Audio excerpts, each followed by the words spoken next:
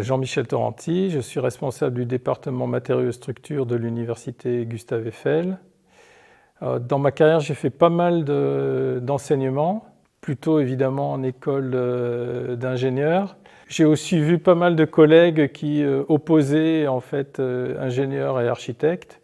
Et pour ma part, je pense que ce débat il est un peu dépassé, qu'on a besoin absolument de toutes les compétences pour réussir à atteindre l'objectif de la neutralité carbone. Quel est l'enjeu finalement? L'enjeu, c'est de diminuer de manière très importante le poids carbone des bâtiments, des constructions. Et pour ça, en fait, on a besoin de tout le monde. Grâce aux réglementations thermiques, on a déjà diminué très fortement la partie énergie. Donc là, pratiquement, on est arrivé à gagner tout ce qu'il y avait à gagner.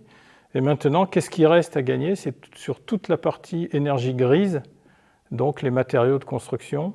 Et pour ça, on a besoin absolument de tout le monde, c'est-à-dire bien sûr des gens qui font les matériaux de base.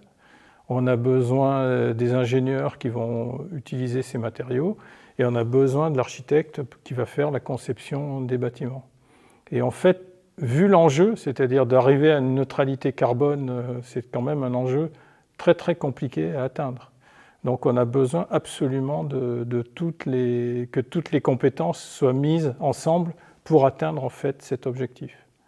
Ce n'est pas juste parce que les cimentiers ils réussiront à baisser l'impact carbone du ciment par exemple qu'on va gagner. Ça ne suffira pas ça. En fait, il faut absolument jouer sur tous les aspects du problème. Et donc c'est clair que l'architecte il a son rôle à jouer quand il va concevoir des bâtiments. Et l'ingénieur aussi quand il va lui apporter des solutions techniques pour répondre à sa demande. Et c'est vraiment très en amont, c'est-à-dire il faut qu'il y ait un dialogue en amont et pas au dernier moment en fait quand on va réaliser l'ouvrage. L'ingénieur, il a plusieurs rôles. D'abord, on peut regarder en bureau d'études par exemple. Donc là, il y a une notion d'éco-conception maintenant à introduire. C'est pas juste je design bien mes structures béton armé et puis après je regarde pour minimiser le prix. Maintenant, il faut aussi que je minimise l'impact carbone de ma construction. Et puis après, il y a la réalisation effectivement des ouvrages. Et donc c'est clair que là, sur le chantier, l'ingénieur il a aussi son rôle à jouer pour mettre en œuvre correctement les matériaux et pour atteindre les performances qui étaient visées initialement.